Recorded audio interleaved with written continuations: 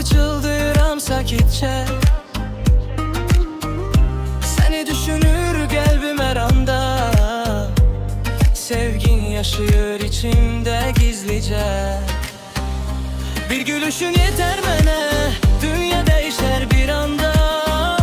Sen gelende hayatımda bahara döner her sevda. Sen benim hayalımsan, yüreğimin en güzel nəğməsisən. Ne kadar uzak olsan da ruhuma yakın olan sensen. Sen benim hayalımsan, yüreğimin en güzel nəğməsisən. Ne kadar uzak olsan da ruhuma yakın olan sensen.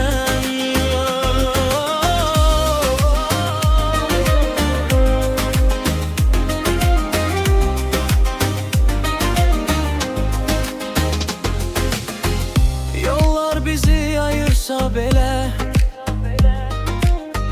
sevgim değişmez hiç zaman. Adın yazılıp yüreğime, silinmez en güzel dastan. Bir gülüşün yeter bana, dünya değişer bir anda. Sen gelende hayatımda bahara döner her sevda. Sen benim hayalımsan, yüreğimin en güzel nəğməsisən. Ne kadar uzak olsan da ruhuma yakın olan sensen.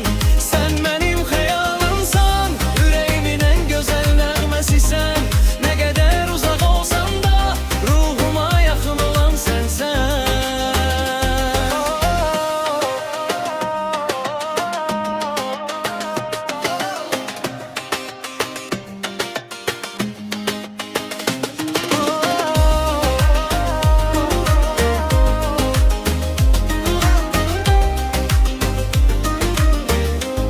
Sen benim hayalımsan, yüreğimin en güzel nəğməsisən.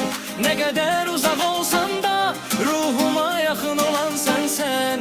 Sen benim hayalımsan, yüreğimin en güzel nəğməsisən. Ne kadar uzak olsan da ruhuma yakın olan sensen.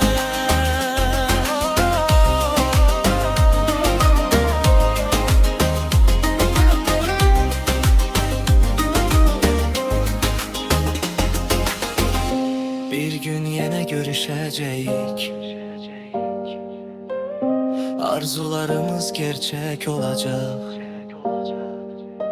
Seninle başlayan bu hikaye ebedi sevgiye çevrilecek.